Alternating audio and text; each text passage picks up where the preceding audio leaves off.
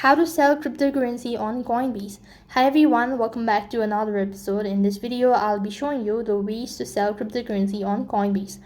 In order to sell cryptocurrency on Coinbase, you have to make sure that the account is verified, and at the same time make sure that you have enough coins in order to sell. So if you don't have enough funds or if you don't have enough coins, you won't be able to proceed on. Similarly, in my case, I don't happen to have any funds or any coins, so I'm unable to show you the sell procedure. But all you have to do is just go ahead and select the asset. Let's see that this one.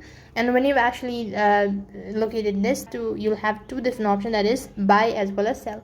So go ahead and press on the sell button, then enter in the exact amount that you wish to sell, and then paste in the wallet address where you wish to go ahead and sell the cryptos on. Then you have to confirm it, and as soon as you've done that or confirming, you'll be receiving a notification stating that you've successfully sold cryptocurrency on Coinbase. So in that way, you could sell cryptocurrency on Coinbase. That is all for this video. I hope the video was helpful.